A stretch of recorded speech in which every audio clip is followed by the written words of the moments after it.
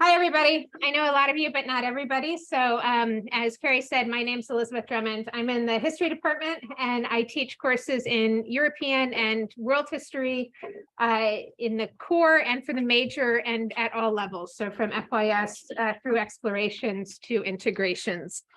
And I'm going to talk about ungrading. I think I was probably one of the first, if not the first, to start doing experimenting with this on campus. And it's been a sort of long process. And I just want to start by, acknowledging, and I'm going to try and leave lots of time for conversation, but I just want to start by acknowledging that I am, of course, a tenured white cis-het woman. And so that makes it possible for me to experiment with pedagogy and course design in ways that aren't always available to other populations, particularly to contingent and pre-tenure faculty and to Black, Indigenous, and other faculty of color who face, I think, other challenges. It doesn't mean that they can't, it just means that there are different challenges at work there. I also want to start by saying that before I talk about sort of how I came to ungrading and how I've approached it and experimented with it and some of the challenges and obstacles and objections, I do want to say that this isn't just about what individuals do. So ungrading is also about thinking about the structural and cultural factors that have led us to a preoccupation, an institutional preoccupation with grades, and really to question the very notion of grades as a whole. So we tend to essentialize grades and think, well, we've always had this A through F grading system and it's been around since universities have been around. That's not true. It's something even as a historian, I have to remind myself of. Grades are only about 100 years old. The grading system that we have is only about 100 years old. It was part of a process to attempt to quantify human qualities and human learning and establish rating systems by which we could compare student populations. And that's part of a broader move to quantify things in the early 20th century. And we've all been socialized into that system, right? At least I've been socialized into that system. I was trained to think that having, clear policies around grading, around late penalties, around A through F and how the numbers calculated out and how I was going to do everything. I was trained to think that that both was a mechanism for ensuring transparency and fairness, but that it was also about upholding academic standards and rigor. And I can think of lots of people who over the years have kind of reinforced that idea that enforcing rigid policies and being a quote unquote tough grader were signs that you were challenging students, signs that you were being intellectually rigorous in your courses, signs that you were ensuring that our students were actually learning.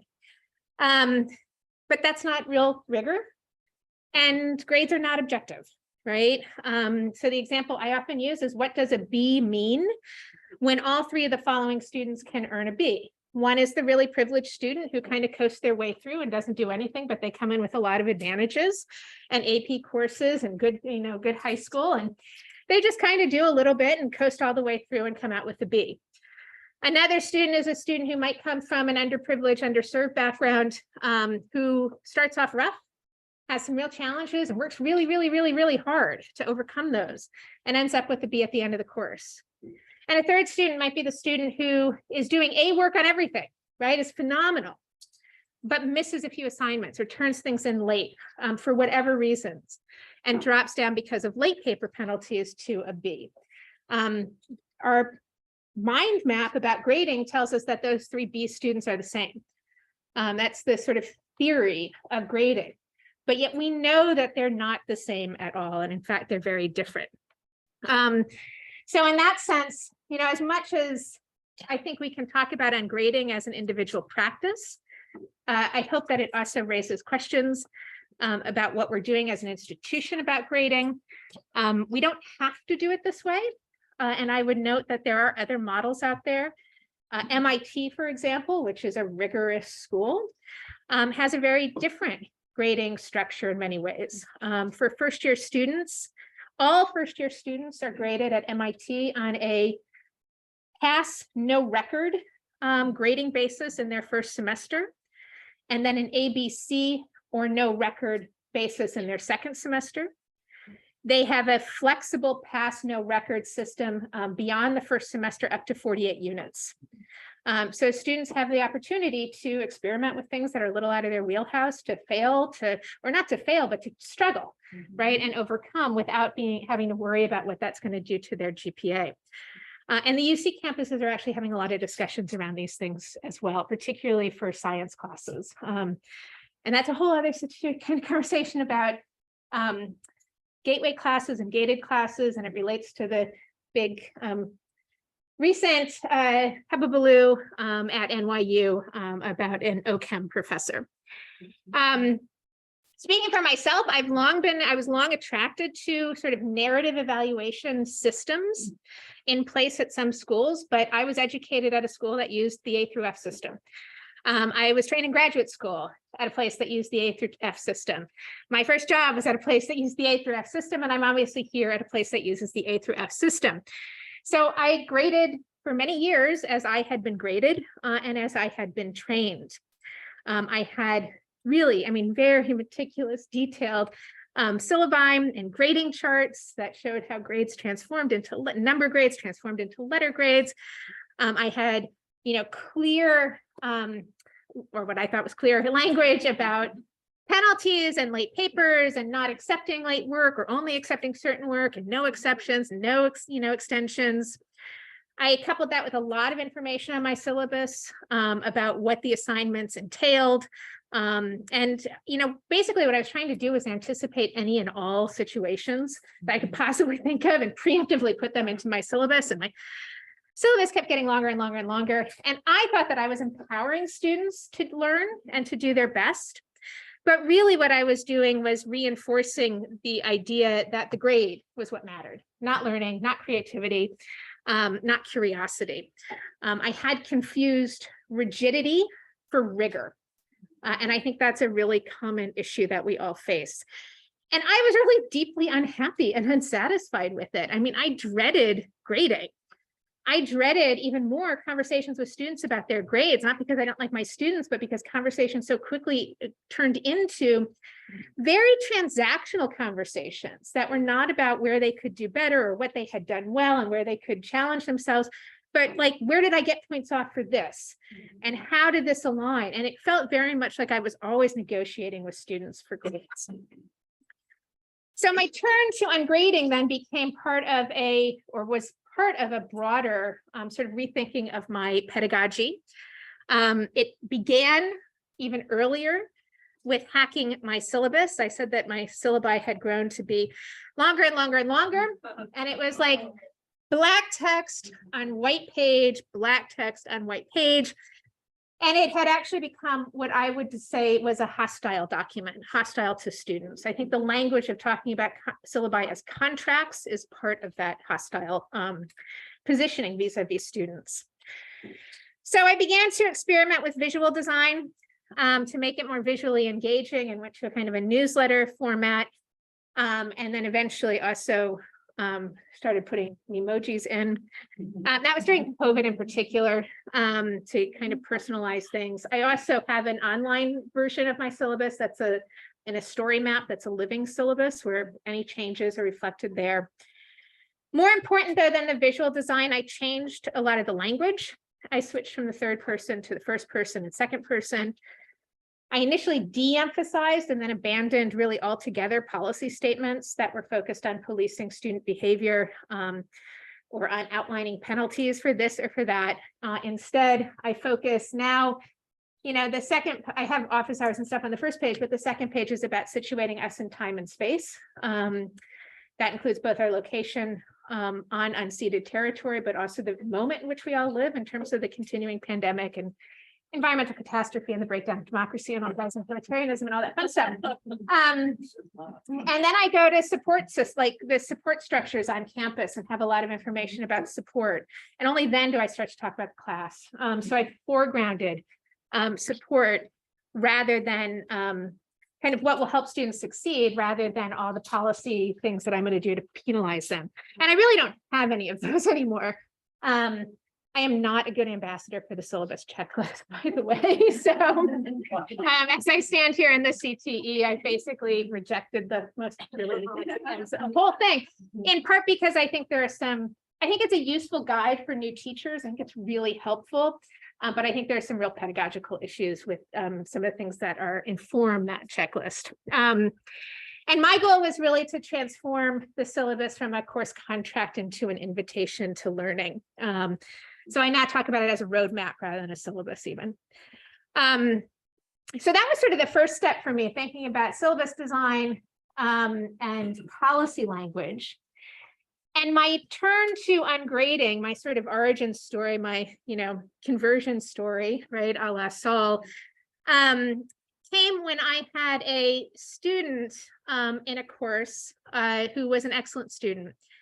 She was, they were deeply engaged with the readings in the course. They grappled with those readings. They asked a lot of questions. They visited me in office hours frequently. They excitedly jumped into a research project that sent them down some pretty bad rabbit holes. This was, of course, on Nazi Germany, so there are lots of bad rabbit holes, but who struggled to turn in the reading responses. And that was, part of what I asked for. And in the interest of fairness, I applied the policies outlined in the syllabus, and I dinged the student for not turning in the reading responses. And the student understood, right? They were fine with that at some level, but I was not happy. Here I had a student who represented the values that I wanted to inculcate in students: curiosity, perseverance, a sense of learning as a lifelong journey. And I want those values to animate my classroom. And I had a student who had embarked on this journey and who had really gotten very encouraged, and for whom the class meant a lot, even years later, and ended up with a grade that reflected neither their performance nor what they had learned. And so for all of my concerns about fairness, it struck me that my grading policies were fundamentally unfair. So I spent the following summer rethinking basically my whole approach to grading, and learned a lot about ungrading and alternate assessment practices. And I've got a list of resources, some of the reading that I've done then and continue to do. One of the best books is a recent book by Susan Bloom called Ungrading, which is an edited collection that's really great. So you can just scan that and keep the resource for yourself. My initial forays into ungrading were really halting. It goes against our training, right? And so I first started to provide students with feedback only, taking from the studies that have shown that if you give students feedback and a grade, they don't read the feedback. Anytime there's a letter or number grade on an assignment, they don't read the feedback at all. They just go to the grade. And so I thought, well, if I take the grade off their work and just give them feedback, maybe that will have them focus on the feedback. But I was keeping grades still. Like, I was still giving them grades in my grade book. I just didn't tell them about it, right? And while I was willing to, take into account sort of improvement over time and things like that, I was still thinking in terms of a grade mentality. So I wasn't giving grades, but I also wasn't ungrading. And it took me a couple of year or two, I would say, to really embrace what I now do, which is to not give grades on any assignments, on any individual assignments. Obviously, the university requires me to give a grade at the end of the semester, so I do that. I give feedback only. I don't keep grades for myself in my grade book either. I give lots of feedback in terms of engaging students as fellow historians. I talk about in my feedback, what they're doing in their work. I ask them questions. I push them in different directions or to dig a little bit deeper. So I really try and treat them as historians and to some extent as peers in that, right? I involve students in the process of their learning. So they set learning goals at the beginning of the semester. One of the things I don't have on my syllabus is a lot of learning outcomes. Instead, I want students to co-create those goals and set their own goals. I have a mid-semester evaluation that we do over Zoom, and I just got finished with that. They fill out a form where they evaluate themselves and talk about how they think they've been doing, where they've struggled, what goals they want to set for themselves for the rest of the semester. And then we have a conference where we talk. And they sort of give themselves a star system, a star rating. And I tell them, I think you might be a little high or a little low, or pretty much right on target. But it's a sort of rough assessment of where they are. And I intentionally keep it away from the language of grades. I do weight different assignments on the syllabus, but that's not firm and hard or hard and fast. The idea is to give them a sense of the relative importance of the different assignments. So I don't want them thinking that, you know, the archives exercise is the same weight as the research project, right? Or same importance as the research project. And I do, when determining the final grade, take into consideration what they've done holistically, their improvement over the course of the semester, or at least there's the potential for it to acknowledge growth and improvement. And I also take very seriously the self-assessment that they do at the end of the semester, what they tell me about their own learning. And that's part of, I think, trusting and building a relationship of trust with your students. One of the things I've been trying to work on for myself this semester is giving more usable and meaningful feedback. A lot of that has been by cutting back on comments. I certainly tended to give too much feedback, and that's overwhelming for students. So I now do what I do with my colleagues, and that's to ask them what kind of feedback they want. So students do a process paragraph when submitting work where they talk about any challenges that they encountered in doing the assignment. And they also say what kind of feedback they most value. I still give them some of my own feedback, but I really focus and make sure to give them the kind of feedback that they want. And that might be on finding sources, using evidence, writing. It's different for each individual student. It's helped me cut back my feedback and time a lot. And I do, as I said, you know, I take seriously those process paragraphs and the self-evaluations. And I think that helps students start to build a habit of reflection and to develop their metacognitive skills as well.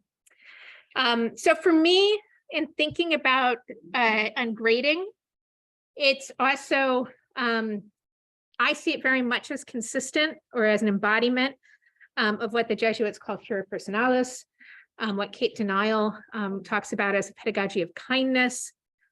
It's something that allows me to recognize the full humanity of students as young people with often complex lives, all the more so with the added stressors of COVID.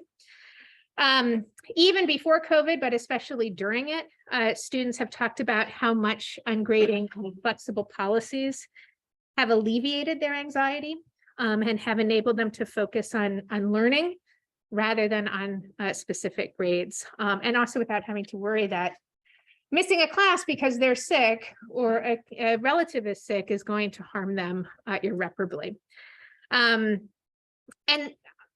as part of that too, I've been thinking, you know, in terms of how ungrading fits into my overall teaching of history. So from survey courses to advanced courses.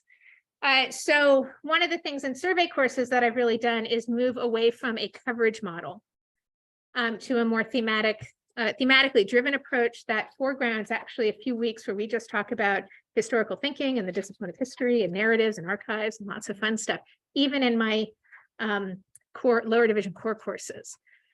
What I'm trying to do here with both that course conceptualization and with ungrading is address some of the issues of equity that were identified in a Gardner Institute study with the American Historical Association that show that students from racially minoritized populations, students from economically disadvantaged backgrounds, and first-generation students are disproportionately likely to receive grades of D, F, W, or I in survey courses. And this is particularly true of history surveys, mathematics, and biology.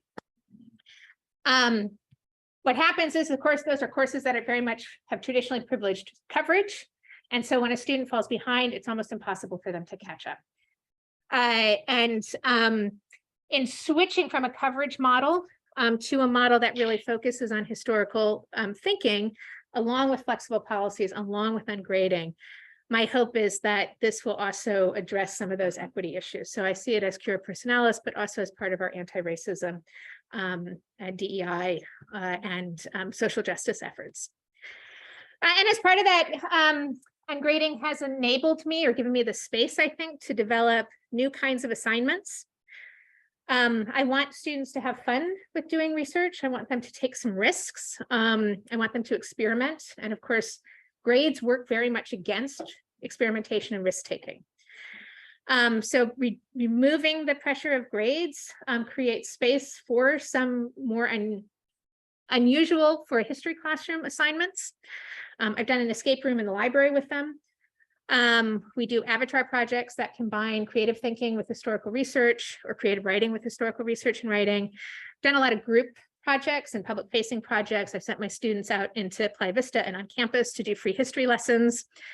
They've written nominations for California historical landmarks. They've developed class websites. They've curated exhibitions. And done oral history projects, and then even individually in their individual work, I do what's a choose your own adventure research project. So they have to do historical research, but they get to decide how they want to present that. Some choose the traditional research paper. That's what they like. Some choose a variety of different things. And again, it can be a virtual exhibition, it can be a website, it can be a historical timeline, it can be a creative project. There's some element of writing in all of those things, depending on the nature of the project. So they're still doing and learning how to do historical analysis and historical argumentation and the like. And I do think, and students have said to me, that UNgrading has given them the space to get out of their comfort zones and try something a little bit different. And then finally, before kind of opening it up to discussion, I just want to address some of the concerns or questions that I hear frequently. One is, what about the rigor? Aren't we making it easy for students? And I would say that UNgrading doesn't mean that you no longer have standards for quality and for quality of work. I still have high standards for the kind of thinking I want students to be doing. I'm just getting rid of punitive policies and grades. I also would contend that real rigor is not about compliance with policies, but about student engagement. So if students are more engaged in the course rather than just doing things because they have to, it's actually a more rigorous, intellectually rigorous experience for them. Another concern is, don't students deprioritize your course?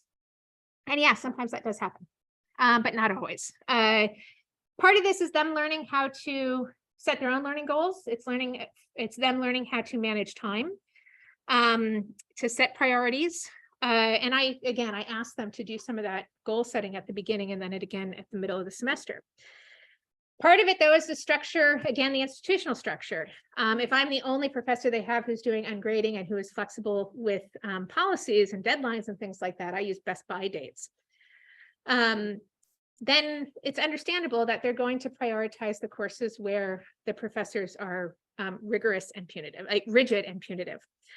They are, in a sense, structurally compelled to prioritize those courses.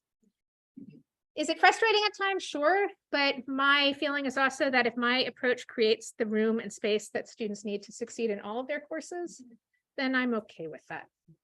Not everybody will be okay with that, but I am. One frequent concern from faculty about flexible deadlines and absences of penalties for late work is that it opens up opportunities for abuse, that students won't turn in anything until the very end, and that will affect faculty workload in very real ways. My experience is that hasn't happened, or it has only rarely happened.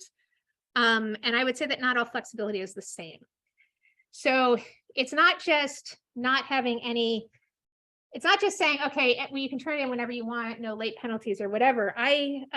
My assignments are scaffolded and interlocking. So I create assignments where one project requires them to build off of other projects. And I explain to them the rationale for each assignment. I've really moved away from what are often called accountability assignments, where it's sort of busy work and students perceive it as busy work. And really explain the rationales for the assignments and how they work together. I also talk to them about due dates, or what I call best by dates, that those matter, not because they're arbitrarily set, but because that enables me to give them feedback, and it's feedback that they need for the next step in the project. So in my experience, students might take a few extra days to turn in something, and I tell them I'd much rather them do that and give me their best work than do something that's rushed or something where they feel like they have to cheat. I actually think flexibility here is a guard against plagiarism and cheating. But only rarely have students left it for a really long time. And in those cases, students are often having some severe other issues going on in their lives. And I will say that it always strikes me as a bit ridiculous that, and I used to do this too, we start assigning late penalties before we've even picked up the assignments to look at to grade, right? And then the other thing is that the other big one that you hear is that this isn't the real world and you need to prepare them for the real world, right? We're here to teach them how they're going to go out in life and be in the real world, and they're not going to know how to do that. And frankly, I'm just going to call bullshit on that one. I live in the real world, and I know that I've never been given an A through F grade from my job. I do have annual performance reviews where I do a self-evaluation and where I discuss that evaluation with my chair, and where I set goals, and where we talk about weaknesses, and where I, need to devote more time. In that sense, I would say that ungrading is actually much more like the real world than the A through F grading system. The other element of that is that in the real world, people frequently, almost always negotiate deadlines. And I know that because I've been chair, and I know that faculty are some of the worst people in the world about blowing through deadlines. So we scream and yell about the deadline, the deadline, deadline. I will accept no late work, while consistently asking for a day extra or a couple days extra, or can I have an extra week? And all that's good because it enables us to get the stuff done that we want to get done. So I'll leave it at that and see what people have, comments, questions, things they want to discuss. I'm happy to answer from my perspective. I've also been involved in a number of these conversations in various places, including at my professional associations. So I can speak to those as well. Hi. First hand up. Thank you so much. I just was like nodding with everything that you said. I'm Jill. I'm in the dance department and have been for a long time. So a lot of these speak very like viscerally as I'm, tasked to grade them. I teach dance history and choreography is a creative experience flag. So I spend the whole semester saying, be creative, take risks. I'm not judging you, and then have to apply grade. And my question, and you answered a lot of it, but my question is specifically that moment where you shift from the feedback to, okay, now I actually have to give you a grade because that's part of our system, as you explained. And I tried to do something similar and save that up and give feedback, but then there's always that moment where it's like, you put points up, why did I get, and it goes to that transactional thing. And I was wondering if you could speak a little bit practically to if you have that discussion before, or if they just, after the term, see their grade, or how that works for you. Yeah, so because I'm fully in ungrading where I don't, because you don't have to be all, it doesn't have to be all or nothing, right? You can also decide that you're just not going to grade this assignment, or you're going to use it. There are ways to do the in-between. Because I do it on everything, I don't use the Brightspace grade book. They don't get points from me. They don't ever. I mean, we have an individual, we have a mid-semester conference, and students will meet with me later as well. And sometimes they ask, if you had to give me a grade now, where would I be? And I give them a kind of very rough sense, but I also tell them, like, there's still a lot left in the semester. At the end of the semester, they do another self-evaluation. And most students are actually pretty good at evaluating their learning and their performance. I would say that there are sometimes some differences by major. I would also say that there are sometimes some, and I'm generalizing there, obviously. I would say that there's definitely a difference by gender, that women are much harsher on themselves than men. More often than not, I've boosted up. So when the student says, I think I'm a B or B minus, I've boosted the grade up because I think they have actually done better than they've assessed. When it works in the other way, I'll usually give them a heads up and just say, we've had those conversations over the course of the semester, and I'll point to the feedback. I've had far fewer, actually, I've had really none, no, I mean, I didn't have grade complaints really before, but I haven't had any since. And I think sometimes students who are overestimating their performance on the self-evaluations know that they're overestimating it. So they're not surprised, right? When you come back and say, I don't think you're quite there, right? And that's usually, when we have those conversations, even at the mid-semester point or 3/4 through the semester, they're usually fine. I mean, they're much less antagonistic or much less fraught than the conversations where it's like, show me here where I got this 1 point or this 2 points off, where, why, tell me exactly why this is a B minus and not a B. And those, just because they reduce everything to points, I haven't had that. It's been nice not to have it. And have you found that differing between the different classes that you teach? I'm just self-applying here, and in dance history, I could see that working a lot better than in choreography, which a lot of students take because they assume they're going to get an A. And so I feel I have a lot more of those, like, questions. The surprises. Right. As opposed and kind of overestimating their progress, perhaps, than I tend to have in history. But so some of the things I've done in the past is come up with like I hate the word rubric, and I actually hate rubrics, but I have developed a kind of chart where I talk about, if we were to think in terms of A through F, this is what that kind of looks like. So it just gives them a way to, and I encourage them to use that as they think about how they evaluate their own performance. And so that kind of general chart can sometimes help. Great. Thank you. Yeah, in the back. Will you talk to some of the topics about how you translate through the work from feedback to the students to then final grades? Is it like kind of portfolio work with their self-assessment, or what is it just like there's feedback ongoing and then you see if they get posted, or how do you get to the? Yeah, so I've done it in the past where I have asked for them a sort of portfolio at the end. I don't really do that now. I'm just giving feedback ongoing throughout the semester. And we do have this sort of mid-semester check-in. And then I really do, as I say, take their self-evaluations seriously. And I think, and also that's about sort of, it's not that I'm not also judging performance in terms of what we expect in a history class. I'm certainly doing that, but I'm also asking them to do that and for them to talk really about what they've learned.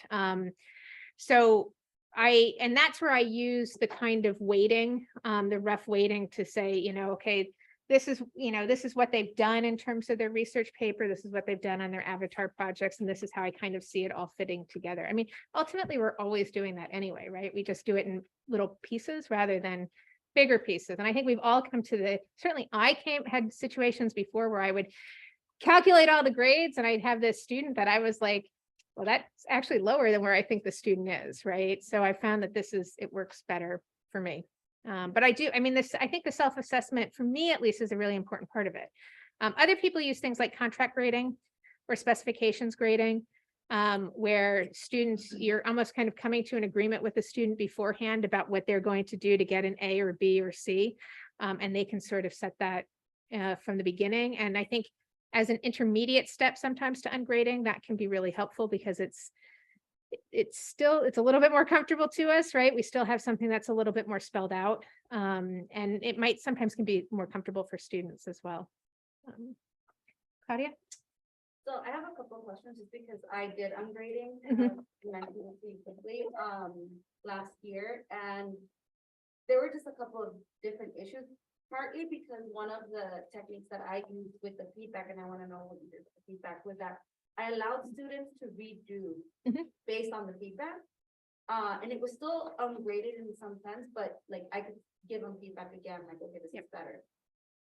But inevitably, the students came with such anxiety that they still didn't know where they were in the class, that it gave me anxiety, right? And I was like, just please, because and I guess a second question that is derived from that is that I try to tell the students, like, it's about a reflection of you learning, and students don't understand what I mean by a reflection of the things that you're learning. And so sometimes I'll give them these like broad assignments to give them the liberty to say more about what they're thinking, but they don't do that. Yeah. And they just give you what is like somehow on the paper, and then they're like, well, there's no structure to this. And I thought it's a reflection. Think about what you're doing. Take some time to reflect. Think about your thoughts. And they don't want to do. And so it's like, I don't know if there's a different language that I'm not using to help students understand that I am being free, but you have to reflect, and that takes time.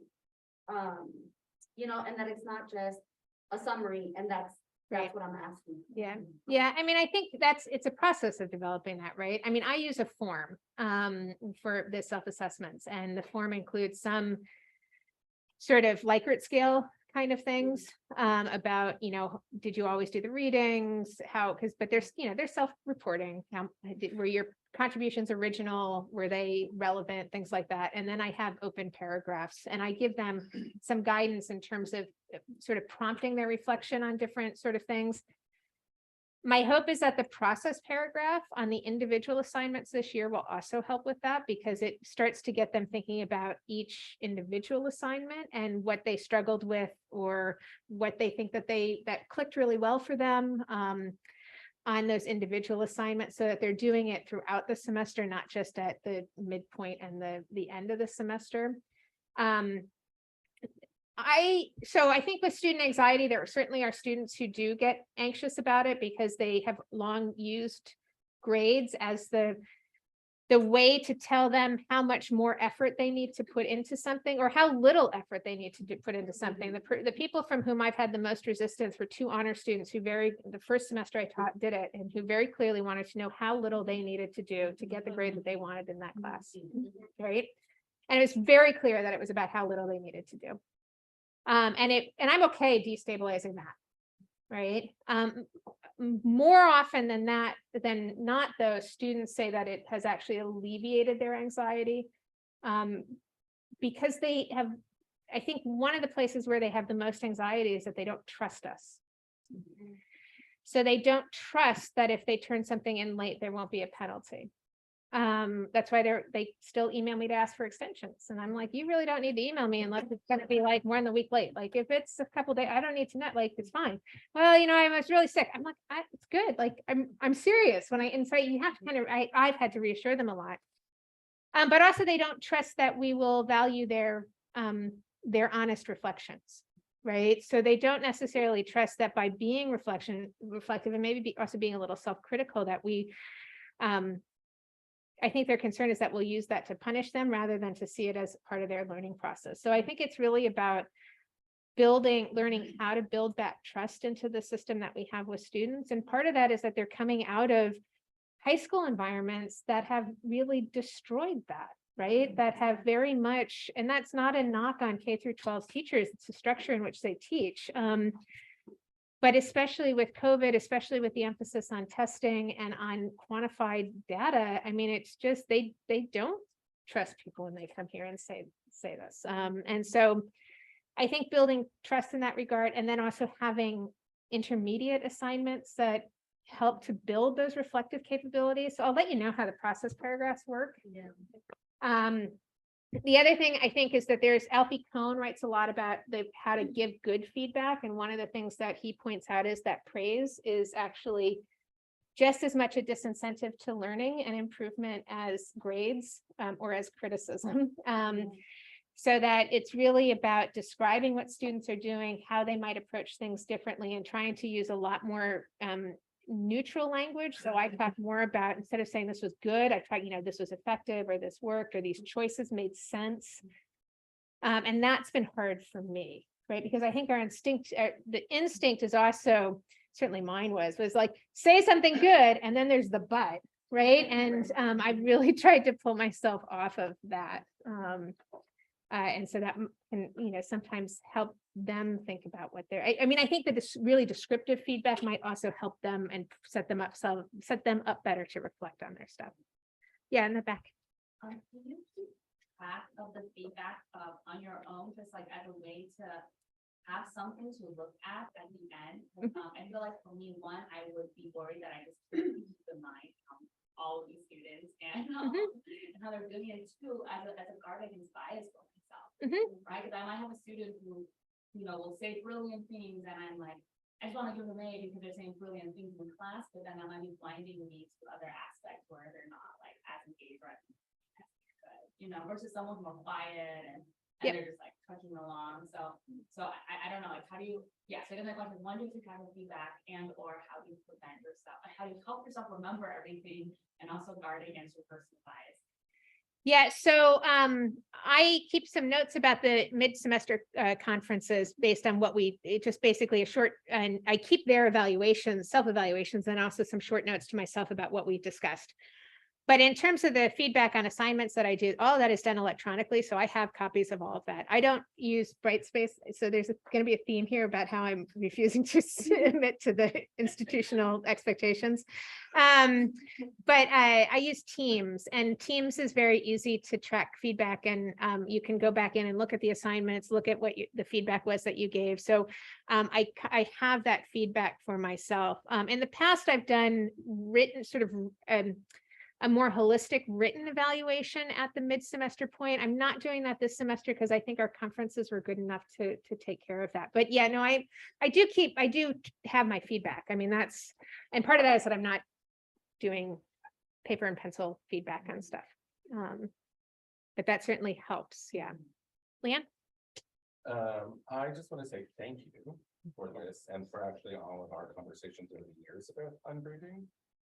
Because it has been amazing since I have deployed it in, especially my first year seminar and in other of my classes, especially in theater where everything is subjective. You know, like there is no way to truly objectify that work, and it has proven to be everything that you have said. And it's just been great. So thank you so much. Sure. I find that I'm much more excited to read my students' work. Some of that is having different kinds of assignments so that they aren't all doing the same dreaded research paper, and I'm not having to read the same dreaded research paper. And it's been really great to see students combine what they've done, how they present their research with their majors. So I've got students who are doing podcasts and documentary films. I had an interpretive dance one time. It was great. Her biggest problem was finding the place where she could do it, because it was about partisans and the forest during World War II, and there are no forests in Los Angeles. So she's like, I have no forest for myself. But what that means is that the conversations then that I have with students, we can be excited about learning together and it's a different, those transactional conversations that were like contract negotiations that I was dreading are not like that anymore. Sorry, Nora. Yeah, I'm sure you've heard versions of this, and actually I think mine's maybe more of a comment, but I'm in psychology, right? They need to learn APA style, and I always teach research methods, which my students cannot believe that I actually like it, right? But they have to write partial manuscripts, right? It's sort of like a right or wrong answer here, right? And so I have done, and I didn't realize it, but I moved away from, because I do give a lot of feedback, -2, -1, and they do still get a grade like out of this many points at the top, but I tell them, because people would come and argue, you're missing the point of the feedback. Right. So the structure in that was, you're taking, and I tell them, you're taking this feedback for the next assignment. Right. So Yep. that's how you're going to improve. There's a reason. So you need to read these comments if you want to get better. One thing that blows their mind is when I tell them that my graduate program was all pass fail. Right. 'Cause Yep. that's the shift in the mindset. I was like, because you just need to learn this, versus I have to get a grade. Yeah. So, I think there's probably a balance in here depending on the discipline. Sure. Right, like a right or wrong answer kind of, but I appreciate the idea of like the feedback, showing them. And I did move in my capstone class where they have to write a term paper. Rather than written comments, I meet the first draft with them one-on-one. And yeah, it's time intensive, but they feel like their reaction is like, oh my gosh, thank you so much. And I do ask them, I'm like, tell me what went into your draft. Right. And they'll be like, wow, I didn't do X, Y, Z, right? Or I really struggled. Yeah, I mean, and sometimes you get the, I mean, I think the actual conferences where we meet with students are really productive in that regard, right? But definitely, I mean, it was one of those things. I remember when the article came out a few years ago, and it was right when I was shifting to ungrading, and they did the whole thing. It was not, there had been previous studies, but this was an article talking about it, about the whole thing about feedback and how if you put any sort of number grade on there, students just aren't going to read the feedback. And I was like, well, shit, why have I been spending all this time doing feedback and really doing way too much? And so, that kind of trying to think about what is the feedback that they need and what's best for it and what's going to be most useful for them has been helpful for me in trying to think about strategies for feedback. And then the conferences with students and meeting with students, I think also helps, because you know that they're at least there. And even if they might not be taking it all in and really thinking about it, they're at least hearing it at some level. And it that's also where I think people can experiment with recorded feedback or video feedback. I haven't done any of that because I'm too self-conscious on video. Yeah. I mean, verbal feedbacks, it does take time, but I'd much rather do that than read through the whole draft and write out the. Right, feedback. right. Well, and yeah, and your point about disciplinary differences is important. I mean, I think that ungrading or any sort of alternate grading or alternate assessment practice needs to be seen as embedded in a broader approach, pedagogical approach, and an approach to the discipline and what you want to accomplish in that discipline. And so for me, those have coincided, but did you have something? I thought I saw a hand. Oh. Well, I've been thinking, thank you also so much for your presentation. I've been experimenting with ungrading, contract grading in my principles of teaching dance class for a few years. And you've given me some good ideas for how to apply it in my other courses as well. So in the course that I've been experimenting in this semester particularly, I suspect that some of them aren't doing the reading because they don't always necessarily need it for the project, right? Like, of course, it's part of the project, but they're not citing anything, etc. So do you have any strategies for how to assess that, or do you just let it go? So, well, it's part of their self-assessment to report about whether they've done all the, whether they've done all the assigned readings, and I say always, mostly, sometimes, rarely. And they're probably going to over-report, and that's okay. Like, you take that into account. The other thing that I have students do is I have them do agenda setting posts on Teams. So these aren't full reading responses or reflections. I ask them to post a question or an issue from the readings that they want to discuss more. And that's been kind of effective at sort of a check-in in terms of the reading and trying to get them to do that. I have also, to be honest, scaled back the reading because I'd much rather have them do the reading and have us discuss it than them not doing the reading. And, it depends on the page numbers depend on the kinds of reading that we're doing and the distance between times. I would much prefer that we were on a Monday, Thursday, Tuesday, Friday, twice a week schedule, just because the spacing is better. Because that Wednesday or Thursday class is often very difficult for them in terms of reading. And, our students are not the students of even when I was in college, or certainly back in, the interwar period, when it was a whole bunch of wealthy students who had their man valets coming around, or had, the university did their laundry. That was for my father when he was at school. The university did their laundry and cleaned their residence halls. And our students are coming from different realities. They're working, they're caregivers, and I didn't have to do any of that. So I think when we get into these conversations about like, well, you're dumbing it down or there's not enough reading. I mean, that's the not from you, but from other people that sometimes talk about that. That's the kind of context I always try and keep in mind. And they actually end up doing a lot of research too in my class and independent stuff. Yeah.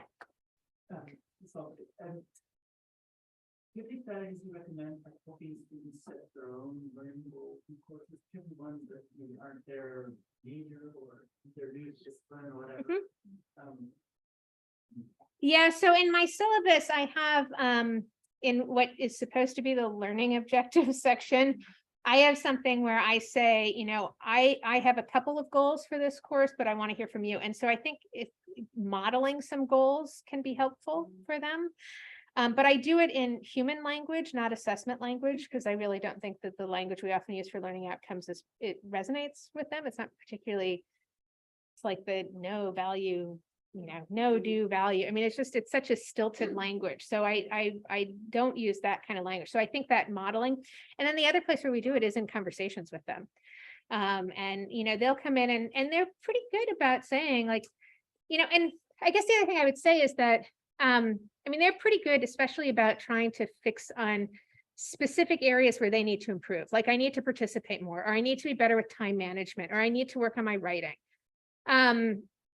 In terms of setting the broader learning goals, that can sometimes be a little bit more difficult for them. But I also would say that, I mean, I had one student, I appreciated her honesty. She's a senior in a core class in honors. And what she said is, you know, I've got a lot going on. I've got my senior capstone stuff. My goal for this course is to get through it. That's not necessarily what I'd like to hear as a goal for the course, but I'm actually okay with that. Like, and you know, sometimes that is the goal, right? And so I think kind of accepting that our students' goals are not going to mirror our own, especially in core courses, is part of the process. And I think this is where what can be very unnerving for instructors is things like ungrading, like a lot of pedagogical innovation means voluntarily giving up control in many ways, right? And kind of learning a little bit, and I still am a control freak. So that's been very difficult, and kind of learning how to roll with the punches a little bit more. Doing and teaching public history has really helped me in that regard. In public history, there's something called shared authority. So where, you know, it's not just the academic expertise that you bring to a project, you share intellectual authority with your community partners. There are other elements of this from community-based research and things like that. And so thinking of students in that regard, that we're co-creating things and how do we talk through these things together, I tend to try and be pretty open about why I'm doing things and how I want their assignments to work. And part of my hope for that is so that it helps them think about the goals that they have for the class. You know, and all of my honor students this semester are going to walk out of that and they will remember that archives are artificial and have lots of silences. And that's, you know, my goal for that. Like, I mean, that's one of my big goals, and they've got that. So, yeah. Claudia? Thinking about what you're talking about, and just, it's something I hadn't thought about, but I'm wondering now. Because with ungrading, we're thinking a lot about like the work that we do, when we get assignments, the assignments that we give, all of that. Did it change your lectures at all? And the way you teach? Not just for the assignment, but just generally the way you're giving information to us. I'm not sure that it changed necessarily my in-classroom style as much as what it has contributed to was a sort of longer process of changing my approach to course design and what I wanted to do with my classes. And that includes the kinds of lectures I'm giving or the kinds of class sessions we're having, if not necessarily the mechanics of those class sessions, if that makes sense. And I think that gets back to the point that Nora was making about the ways in which all of this stuff is intertwined with very specifically with, it has to be embedded in the discipline too, right? So it's not, I mean, to some extent you can kind of just adopt it, but I think if you're not really thinking about how it fits into your pedagogy and how it fits into your discipline, then it can be a rocky and bumpy sort of fit, right? I mean, I think that the change that happened in like my lectures came up much longer ago, in the shift from thinking about lectures as content delivery to thinking about lectures as arguments. And again, that's part of a longer process of getting away from a coverage model, especially in lower division classes. I can take one last question, and then I really have to go to class. Yeah, go ahead. Yeah, how would you introduce your ungrading policy to your students? And the more I hear about them, the more I'm interested in the language in the syllabus and the grading policy. And then, hasn't there anything in the student who are kind of disagreeing with the kind of, they want the kind of a more obvious transparent policy, grading policy? There's certainly students who would prefer to have grades. I mean, absolutely. There are students who have anxiety around ungrading. The way I introduce it is to focus on the why of why I'm doing it, that this isn't just some sort of, they're my guinea pigs experiment, that this is really about wanting to foreground learning. I want them to foreground, I want them to be able to take intellectual risks. I want them to have self-initiative and self-direction in their learning. So I really talk about the why of what I'm doing why I'm doing it. I also talk to them about the artificiality of grades, right? I mean, I think most of them assume that grades are some sort of objective standard. And even as they are, I think also experience them as very subjective, right? So I will say, I use that example of the 3B students, right? As a reason why I have found grading to me to not be the thing that advances our collective project of learning in the classroom. So I have specific syllabus language, where I put some of that in. I talk about the self-evaluations and stuff like that, but I also do talk about it in class. So like many of you, I have a 1:45 class that I have to go to. So thank you, everybody,